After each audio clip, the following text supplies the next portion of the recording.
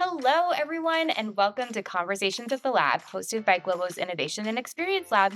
In this series, we connect with language and cultural experts to consider how we communicate and why it matters.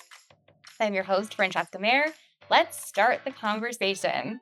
Today, I'm joined by Dr. Katie Mechler. Dr. Mechler is an esteemed palliative care doctor, thought leader, and researcher focused on how we can best equip clinicians to provide the best and most empathic care in challenging situations, especially when there are communication or cultural differences. Dr. Meckler started her early career at Jamaica Hospital in Queens, supporting one of the most diverse counties in the world. Today, she is an inpatient palliative care physician and clinical assistant professor at Jefferson Health. Dr. Meckler is doing important research that we're excited to talk about at the intersection of hard conversations and language and cultural access needs. Dr. Meckler was with us at the end of last year talking about the results of her study identifying how on-site interpreters benefit from free meetings and debriefings with clinical staff for hard conversations. And she and her student researcher, Joy Sang, recently designed and executed a research study to identify what best positions remote interpreters, so taking that from on-site interpreters into the remote world to see how they can effectively support palliative care and other challenging conversations. Globo was proud to support this work by asking our interpreters to participate in this study, and they showed up. We had a number of more than we expected of interpreters participating in the study.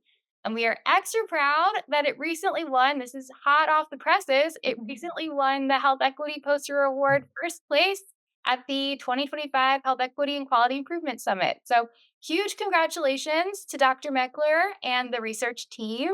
Katie, welcome Excited to back. join. Yeah, that was a great, nice award for our work, and yeah, Joyce has put in such great work to this, and our other student Kate. I'm so happy to be a repeat guest for you. The first repeat guest. Whoa! I know, it's so cool. Yeah, It's like it's real. two record holders. Wow, there we. Wow. Okay, Katie, so tell me, why this research question? Why was it important to start with on-site interpreters, and why are you invested in learning the same thing about remote interpreters? Why does it matter? Just in the span of what was that, 2 years apart? These surveys, the world is changing so much. The landscape of how we use some of these services in the hospital. So it felt right at the time when we did our first survey that interpreters means in person interpreters, doesn't it? That just kind of was our natural thought process at the time. And as we were starting to build an intervention for it, we were like, yeah. And oh, wait, looking around and kind of thinking of our experience, we were like, oh, actually, wait a minute. Um, we're doing a whole lot more of this, virtual interpretation. Sort of a use of the services, and we had just recently gotten this new company Globo to be our service partner at Jefferson. And so we, as we were kind of designing the intervention, we were already like, what if we're already outdated, or what if the needs of that um sort of colleague, our virtual colleague rather than our in-person colleague, what if those needs are slightly different? We don't even know, because at least our in-person interpreter colleagues, as we are waiting on people, we have small opportunities to chit chat before and after, what ends up turning into formal, pre-meetings or just informal pre-meetings. We had opportunities to interface and felt like we a little bit knew what the answer was to our survey questions as we designed the first one. And then we just kind of had to have that moment of humility, being like, oh, I actually have zero appreciation whatsoever for what how the answers to these questions either do or do not change as we reimagine that our colleagues are now remote. Yeah, it's really interesting, and specifically because we're talking about palliative care and hard conversations, not just like wayfinding, registration, non-clinical. It's not even just clinical. It's not even new diagnosis. It's not let's check on my existing condition. This is like very intense has the potential to be very intense conversations. And so, talk to me a little bit about the intersection of those things, like the cultural barrier or the language and cultural differences, and being in a really vulnerable time in your life. I imagine that that's really different. It's a different intersection than would be the case if we were talking about this in like respiratory therapy or almost anywhere else in healthcare. This is like uniquely challenging. It is. It's uniquely charged situations, and then that kind of has the opportunity to even highlight more some of these barriers and such. And it's a time where I just had an opportunity to talk to our fellows in learning about this, how these situations first for us take a lot of personal reflection about the influence of our own culture on the um emotions and everything that we bring into the setting. um and it kind of highlights also just how clinicians should, as they enter these situations, enter with curiosity and cultural humility for approaching these situations. And so ideally we would have spent before we're having the family meeting, the most difficult conversation that we're setting up for. Ideally we'll have spent a little bit of time with the patient or family, again, often using a remote interpreter, but to do some of the investigation and some of the finding out about how they like to find out news, how they like to receive information, who their core circle of family or friends, or who they're inviting to this conversation. And we'll have had that with one medical interpreter virtually, and different from some of our in-person interpreters who we got a chance to review their survey results from the last one. They talked about things like how having former relationships with some of these patients, because if you work for a hospital, you might have had that same patient and family pass through your interpreting services before. You might have not just a cultural connection, language connection with that family. You might have actually had some experiences with them. You might have been to oncology visits with them, sat in chemotherapy with them, or previous admissions, or what it may be. And then you're returning for that challenging conversation with all of the people had shared in that previous survey, that sometimes that made it easier for them to be a part of the challenging conversation. Sometimes that made it harder for them to be part of the challenging conversation. It was, I feel like that is not a statistical statement, just kind of a human statement, right? Um, and so for our virtual interpreters, for better or worse, that's unlikely to be the same person that did any of those exploratory conversations with the patient and family. Also got to know a little bit more about their lives and their value system, and how they um, have been impacted by the illness that you're going to discuss in the serious conversation. So a lot of this background preparatory work is going into my role as part of being part of this challenging serious illness conversation. And then my colleague who I am leaning on, and really working with to bring the language concordance to this interaction, is totally blind to this situation, totally new to it.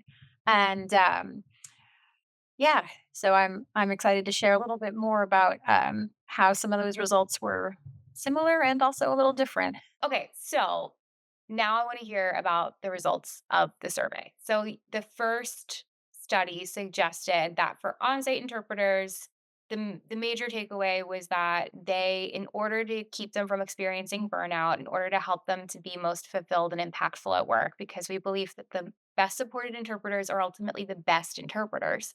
The main takeaway was to include them in pre and post. So before the meeting, a pre meeting with the clinical staff, and afterwards, a debriefing if possible. Basically, the more involvement of the interpreter, the better.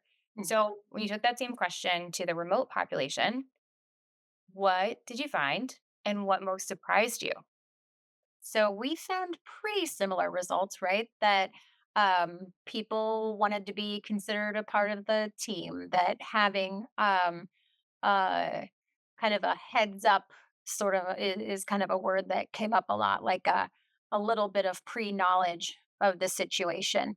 Um, for I feel like the on site people, there was a big focus on, a little bit the emotional preparation, but also kind of the language and things like that. And I think for the remote interpreters, really a big amount of the focus was really the surprise nature. So it was a slightly lower percentage of the respondents felt like the pre-meetings were really helpful, but it just really came back to that um, not being blindsided, not being absolutely surprised in the moment, that was really, really hard on the interpreters. Um, and that, as far as a heads up or a pre-meeting, that even fewer of respondents had ever participated in that as a remote interpreter, been part of a true pre-meeting sort of a situation. Less than 10% of our respondents said they'd been really invited into that situation. And I think what surprised me, let's think, there was a lot.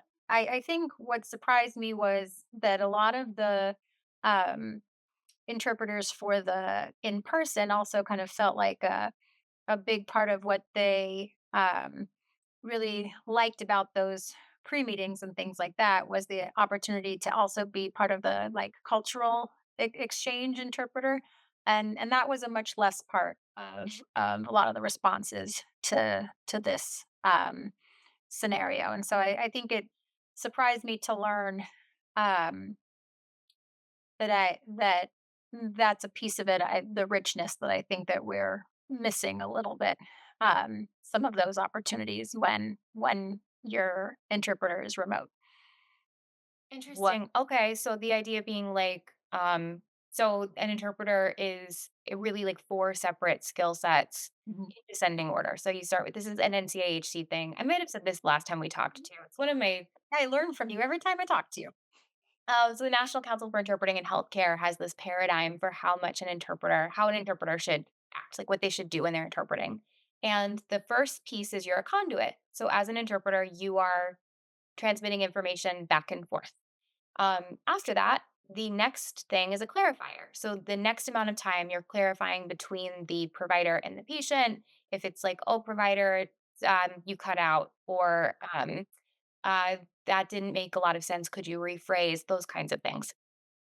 The next after that, which even less, but potentially more impactful, is cultural broker. So, oh, excuse me, doctor. Can you explain that in different words? Foster care is not a concept in Spanish. Or, oh, excuse me, you've prescribed something that culturally is going to be a really tough ask. Can you go into more detail about this? Like this, the religious and cultural background is probably not going to lend itself to eating meat. Is there a different recommendation? Those kind of things. Which, in order to do that really well, if you're part of the culture, great. That isn't always true as a really qualified interpreter, but I think there's so much room in that cultural brokership piece to be really impactful. And then the last step is that you do the least as an interpreter, but when you need to, you need to is advocate. So as an advocate, if something is going wrong, if someone is being um, uh, w- w- walked all over, for lack of better words, then you can advocate and say, no, she said no. And so that's kind of the descending order of how an interpreter conducts themselves. And the cultural broker piece, I mean, people think about conduit all the time. They think less about clarifier, even less about cultural broker, and even less about advocate, which makes sense because that's what the time is devoted to. Cultural broker is potentially one of the most impactful things that you can be. And so it's interesting that on-site interpreters identified that more than remote interpreters. And I don't have a good hypothesis for that yet. But I do you have any ideas for why it seems like on-site interpreters were more readily accessing that cultural broker thing than remote interpreters? I do wonder if you missed some of like visual cues or miss some of the small talk, opportunities that you used to have in the real world and in real life, whether, sometimes the interpreter um hangs out outside the room when you're waiting for doctors because we're never late, right? Um, but or sometimes they hang out inside of the room with people and they themselves get that little opportunity for human and cultural connection that way. And so some of that is missed, just that ambient being, aspect of it. Yeah. Yeah, we have heard from interpreters that the experience can feel like it can be very jarring to go from because you can be in very different kinds of calls. You can be in, a labor and delivery call, and someone has just given birth, and maybe you've been on that call for the last 5 hours, and like you've just been in it with them, and Oh then man. straight from that to, and you don't have to. I mean, we have other ways to deal with that if the labor is going on forever. But you can pass off to somebody but maybe you've been in a really intensely happy situation, and then maybe you immediately go into a call where you are giving there's a really hard diagnosis. And then maybe after that, you're on a call where someone is really angry about a car accident. And so Yeah. it can be, and it's a lot, right? And as an interpreter, you're speaking from I. You're owning that message. I, me, my. And so, like psychologically, I think there's been some research on this. I don't know that there's anything super hard and fast out there, but I think it's generally accepted knowledge that when you say I, me, my, it's more emotionally impactful than saying like hers, theirs. Mhm. And so like being an interpreter can be a really challenging thing, especially remote, because remote on-site, you're right, you have that whole lead up. And even if you're going from an appointment to another appointment and those appointments are really hard, you still have the walk from labor and delivery up to oncology or wherever they are in the hospital. You have the walk, you have the Right. experience of seeing other people. And in remote, you're in. It's very immediate. Yep. What what yeah, that's interesting. So, were there any other Mhm. big differences? What? Any other big differences between the 2 groups? What I think we decided to kind of throw in a question as well, just to find out, like, why does one person, prefer one situation to another? And it kept kind of coming up around, some of these ideas of the context switching and also, that what their own relationship to their connection with patients is. And a lot of interpreters in I think value their professionalism and their role a whole lot, of course. And so there was mentions of professionalism and how hard it is to stay professional in our last survey, um, because of their own emotions and that internal struggle that they have. And so a lot of people kind of commented that they actually felt the virtual world of interpretation, that they almost found it easier to maintain their professionalism that way, because if they're a telephone only, no one can see if they're shedding a tear or something like that, or if they needed a moment to collect themselves or something like that. So a lot of people spoke kind of positively about that aspect of the separation, um, because it helped their identity with that professional role that they needed to take, and that they didn't have to be as perfectly, you know, um, dry or whatever the word might be, right? Oh, yeah. What And not quite as pulled together. So they found that appealing about the virtual world. Um, a little bit less such with a phone or a video interaction. Some people mentioned that they were positives about the video as well, feeling a little bit more involved and engaged that way. But still, even in that situation, they felt like the professionalism often they commented a lot on that was a little easier in this virtual world. So I guess that was a little surprising to me because I didn't have a hypothesis on that, but it was just just an honor to be kind of privy to some self reflection about that. And then people also, like you said, on some level, an in person interpreter has some momentary pause between meetings and stuff like that. But again, they're probably due somewhere next. They probably still have a looming time clock of sorts to go somewhere. And then the virtual interpreters. Highlighted how nice it was to have control or when their next interaction was and um to be able to do whatever self-care it is that they needed in the moment after an interaction like that was a positive thing to be more in control of their schedule pauses. Yeah.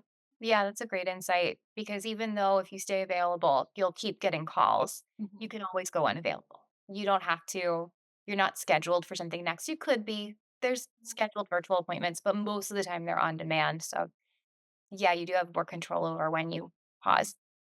Right. Um, Tell me about so what research do you think is missing? Like when you think about how do we best support interpreters and clinicians and patients. I mean, ultimately, the goal of all of these populations is to support the patient, making sure they can understand.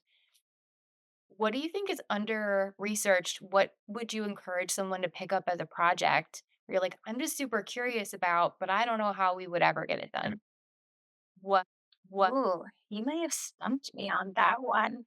Um, what, I think what, I would still love to know how um what, how do we just kind of what, improve our interprofessional relationship with the you know the medical interpreter community. I hope that even as we have more physical distance between people, if because virtual interpretation seems like it's here to stay,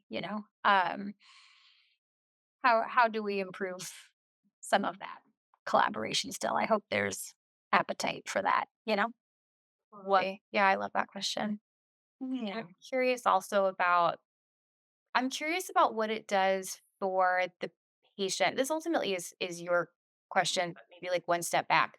What it does for the patient to have a human bearing witness. Like the psychological impact of having a human in the room versus on a stand versus there are hundreds of other solutions that aren't strictly interpreting, but could be like, these kinds of things happen all the time with like the boards where it's like the patient is inpatient and they need if you like the iconography boards where it's like, I need to go to the bathroom or I'm hungry or like there's ways to communicate without if you can't get an interpreter quickly. We wouldn't want to use that kind of a thing for a palliative care conversation. I don't know that you couldn't act there would not be enough icons that way, but like the kind of in between machine translation and AI interpreting and what does that do? I'm really curious about how the mode impacts the outcome.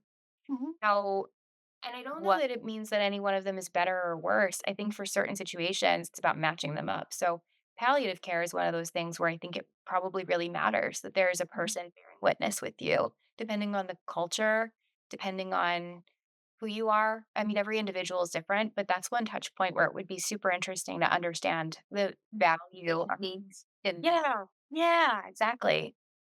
Um, Oh, I love that idea. I don't know how you would measure it, but I'm interested in that. What what what what what what You could what ask patient you could yeah. ask patients to self-identify, but, like, how did it feel when you had an on-site interpreter versus how did it feel when you had a remote interpreter Mhm. versus maybe there was an interaction, low stakes interaction where you tried machine translation or something else? could do it that way, but I don't know that that's the best. People are biased. I feel like you would need some other indication of like what did this actually do to the way that you retained the information and how you felt? Yeah. That's a great points. I know I had a recent experience where I had a lot of phone interpretation for somebody and then had an in-person person come in one day, and it I think it was nice.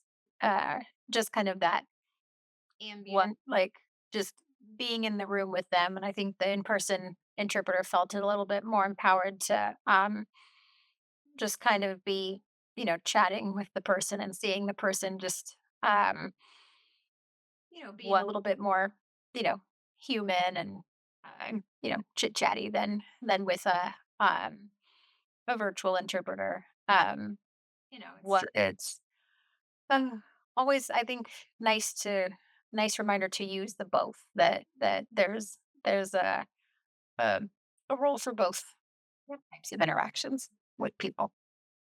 And something interesting, so, I wasn't thinking about this, but I was recently on site at a client, and they mentioned we were piloting a new tool there, and they mentioned the idea that patient privacy like, the video is great, but if you're this was an OB, and she was like, the whole concept of patient privacy, it actually feels more natural to use something like an AI interpreter, even though we wouldn't recommend that at this not for clinical anything.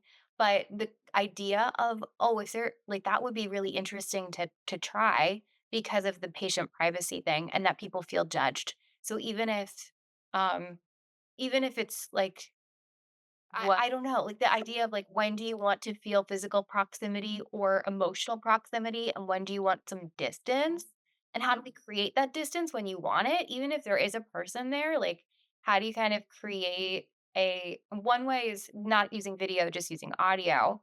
I wonder if there's more to that in the future of creating, like, what creating a separation on purpose for touch points where you don't want people to be identified, you don't want them to feel like they could be identified. But then other times you want that closeness and you want people to feel supported. Yeah, yeah. Choice, I think it sounds like, right? And I think, even just as we talk about it, yeah, we almost always use clinician choice for the, um, type of interpreter that you're going to use. Clinician choice followed by convenience, right? And then, um, yeah, I think it would be probably patient choice third, right? Mhm. Just from, yeah, casual What what N of one what reflections. Yeah. across all of your interactions, not just your limited English speaking ones, but through your whole career, your whole experience, um, English speaking and limited English speaking and everything else, all the different kinds of patients that you've seen. What do you think is the biggest challenge in palliative care? I know it's like a very big question, but Mhm. what's the biggest challenge in being a palliative care person, a doctor, a support staff person, someone who's engaging in palliative care? Probably just fear of the just, you know, just people being scared and vulnerable, right? And then clinicians also being human and bringing their own vulnerabilities into it too. Um, about saying the wrong thing or being wrong or not knowing the answer to something that people might ask. I think that's What the hardest thing about this job or modern medicine these days also is you have all this extra information and tests and things like that, but at the end of it, you've got a unique human in front of you, and you're a unique human, and just trying to make the best plan possible when the decision maker in front of you is also just scared sometimes. So it's or like expect, and on top of that, kind of hoping for, you know, fast, easy answers when sometimes um, there's a lot of gray area or uncertainty built in there. And I think both parties are often really uncomfortable with that. So it's navigating all of that is one of the harder parts of my job, but also means that, even though my day can kind of seem like, oh, I just had a patient illness exactly like that the other day. But it could give you a totally different experience of it. And if you are having a different, uh, feeling that day, yeah, it gives a lot of opportunity for each day to be different. And I hope that's what, I imagine that's what interpreters enjoy about their job too. Actually, I saw a lot of, some of their responses, reminiscent of what I like about my job in palliative care is that sometimes I can have a little bit more control as a hospital consultant than over who I, follow up with that day or what time I follow up with them and things like that, and giving myself a break between meetings. Sometimes no, but um, trying to give myself that chance to, stop and pause and appreciate, how hard something was. I'll also, usually have, residents, students, fellows with me. And it's like, yeah, this debrief is for you. No, it's for me too. Uh, um, uh, we we had a lot in common there, so it was nice to read some of those.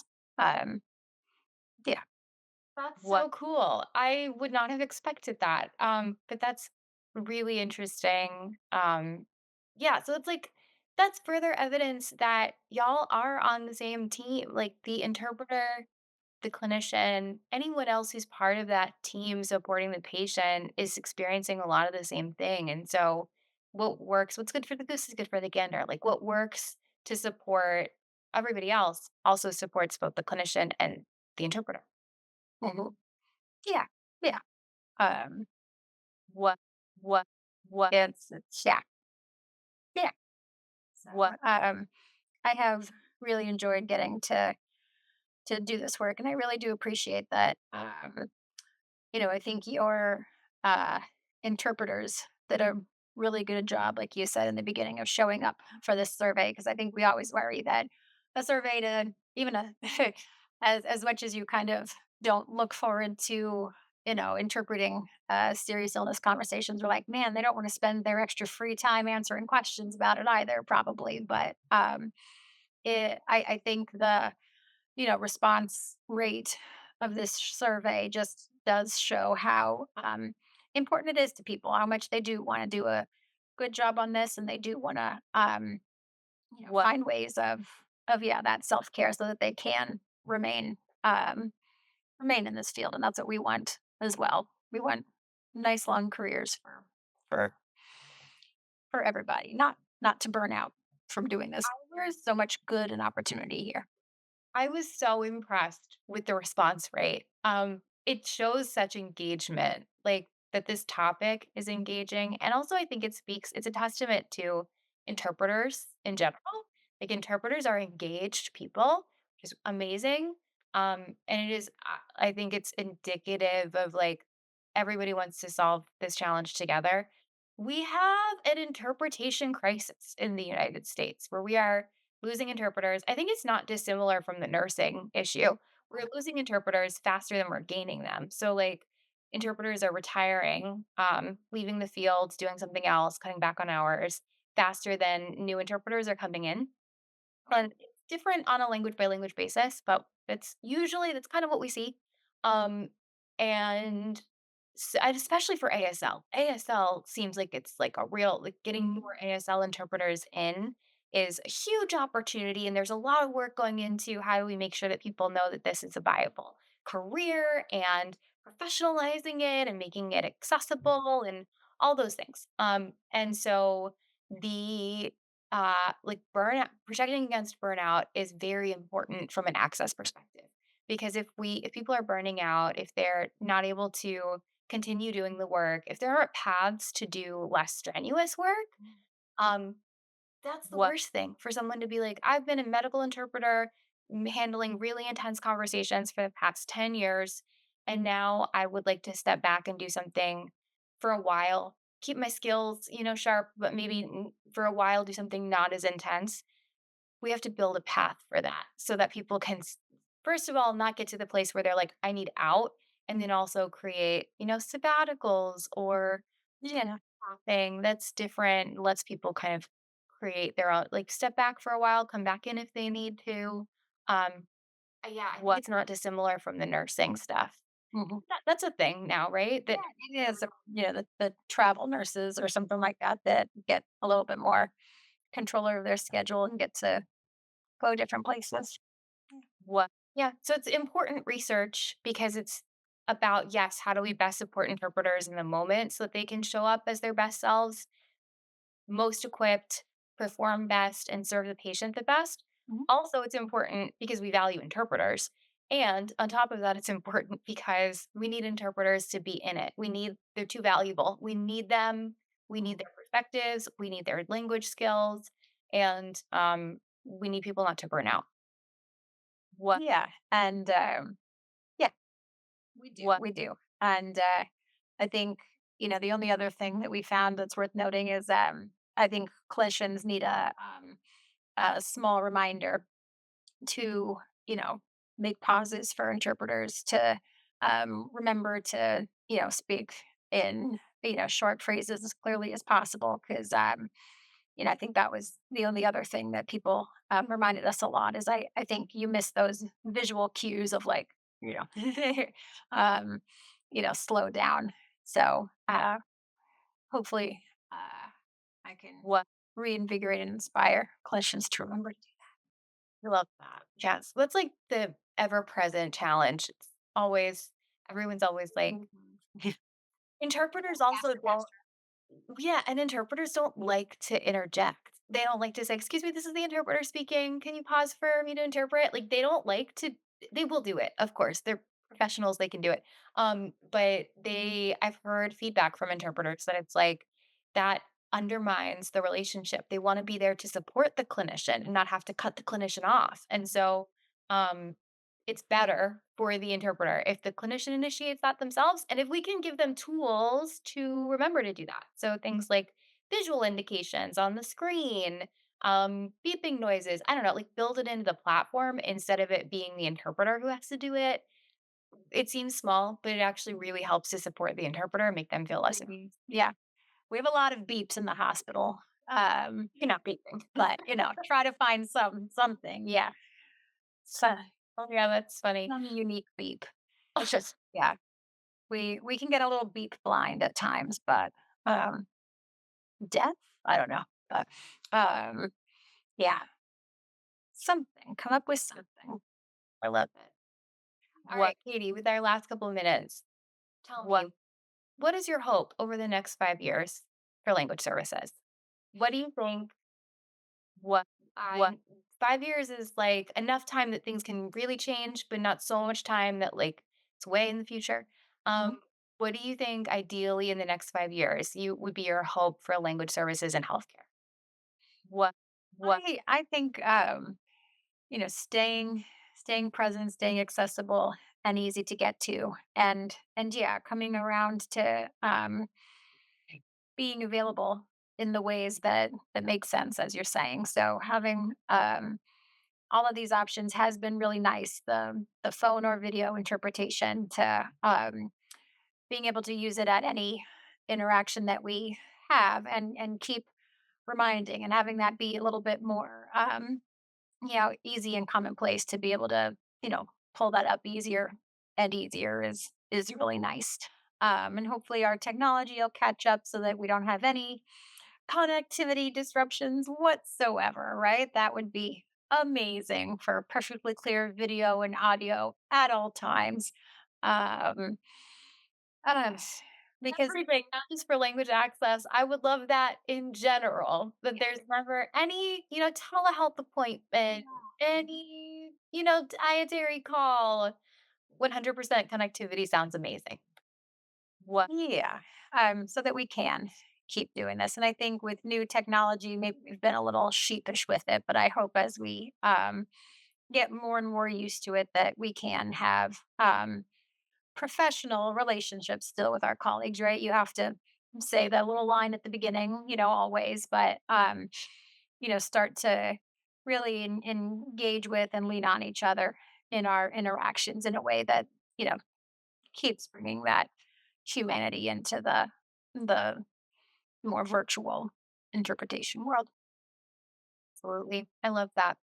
I think um over the next 5 years, I mean, right now we talked a lot about this, like an understanding crisis. So we have a couple of things that are at play to create kind of a perfect storm of understanding across languages being a little bit rough right now. Health literacy rates are at an all-time low for this population in particular. They've increased for English speakers, but for limited English speakers, health literacy is worse. Also for older individuals, I think that's one of the demographics. But I just saw that I was googling that recently, and I was surprised by some of the stats that I saw. So that's number one: is health literacy for the populations that we serve is getting worse, not better. Number two is we have clinical staff that are asked to do more than ever before. So, I mean, you're a testament to that. And that's true of the clinicians. It's also true of the staff members. And so everyone is busy, and we're seeing burnout on all sides, I think. And maybe that's starting to get a little bit better. I don't know. Would you say that's getting better than, a couple years ago? Or is it kind of the same? Clinician burnout rates. I'm afraid burnout is still pretty high. Okay. Still pretty high. Okay, so we're asking a lot of our clinicians and clinical staff members. We're asking more than ever before. There's a lot of documentation. There's a lot of going to find a cart. There's a lot of like, stacking appointments. And so that's the second piece, which is critical for understanding is just people having time. And when you're trying to focus on understanding and you also have to like get to the next thing, you're less likely to explain something super thoroughly. So that's number two. And so health literacy rates, clinician and staff member just strain on time, the goal to be very, very efficient. And then the third piece is we might start to see, and I think we started to see this with some of our customers, just less likelihood for this population that we serve to come in. You wouldn't, I don't know that you'd see this with palliative care, but like emerging things that you would just go to your doctor for, because of concern about what happens if I go to the doctor, especially in our climate right now. We may see those present as, go to the ED instead because someone tried to wait and see if it would just get better. So that's the third piece is there's this extra sense of like uncertainty in the limited English speaking population or certain segments of the limited English speaking population about, am I at risk if I go to my hospital? Am I at risk if I go to my specialist appointment? And so I think all three of those things combined make us less likely to have understanding. Like you as a limited English speaking patient with a heart condition are less likely to know what that means, what the heart condition is, how you tend to that heart condition, what foods to eat. You're less likely than your English speaking counterparts. And you're also, I think, less likely than you would have been maybe 5 years ago to really understand what that means. Um, I don't know if that's true, but like it's not trending up. It seems like it's kind of like we're putting more barriers in place to help people understand. And so over the next 5 years, I would love to see language access folks focused on understanding. How do we increase health literacy? How do we increase access to all of these different touch points? And how do we do it in a way that doesn't ask more from our staff members? Because you can't solve it's like you can't solve systemic issues by just asking people to do more. So how do we get rid of some of that administrative burden so we can make more room for clinicians to engage with people? What what magically create time? Oh, Right? Yeah. It's tough. It's so tough. So I think the best thing that you're doing is creating such low barrier access to language services. We're getting paused again, huh? Too much pausing. oh no. Are we on a delay? Uh-oh. We were doing so well for so long. Well, that's the sign for us. Yeah. We need that perfect connection. There you go. So here you go. This is where we need the perfect connection. Connection would be so lovely right now. Well, on that note, because I think the internet is telling us it's time to be done. Katie, this has been an absolute blast. Thank you for allowing us to participate in this research. We are so excited to continue to track with it, see it get published. And we're You excited to encourage our customers and those that we serve to think about these things as they build their language access programs.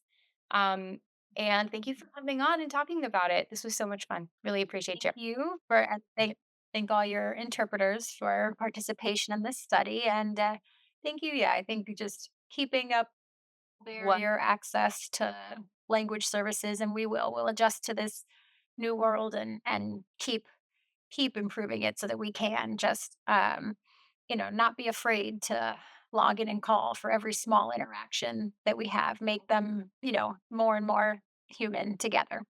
I look forward to it. Well, thank you very much. Have a great day. Thank you.